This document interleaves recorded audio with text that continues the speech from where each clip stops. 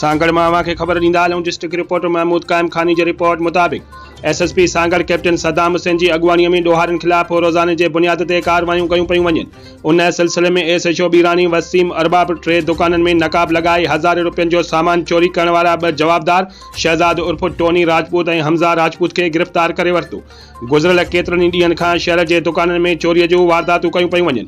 गिरफ़्तार जवाबदारनि महबूब मक्सी ऐं मुनवर राजपूत ऐं महमद अंसुर राजपूत जे दुकाननि मां चोरीअ जी वारदात जो एतराफ़ कयो। गिरफ़्तार जवाबदारनि जे कब्ज़े मां हज़ारे रुपयनि जी मालियत जो सामान, जंहिंमें नोटनि जा हार ऐं बिजली जे तारुनि जा बंडल, रोक रक़म ऐं ॿियो सामान हथ कयो वियो।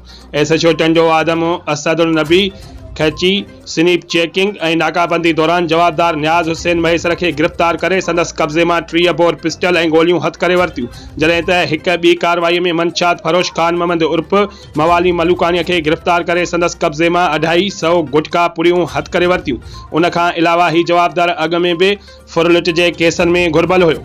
SHO शाहपुर चाकर राजा नवीद सरफराज़ पंहिंजे मातहत अमले सां गॾु ॻुझे इतला ते कार्रवाई कंदे क़तल केस में घुर्बल जवाबदार आसिफ अली बिरोय खे गिरफ़्तार करे वरितो।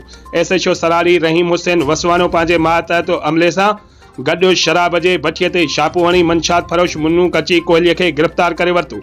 संदसि कब्ज़े मां 660 लीटर शराब हथ कयो वियो, जॾहिं त 100 लीटर अण तैयार थियल शराब मौके ते ई ज़ाया कयो वियो ऐं भठीअ खे राहे पट कयो वियो। गिरफ़्तार जवाबदारनि ख़िलाफ़ मंशात एक्ट जे कलमनि तहत केस दाख़िल कयो वियो आहे।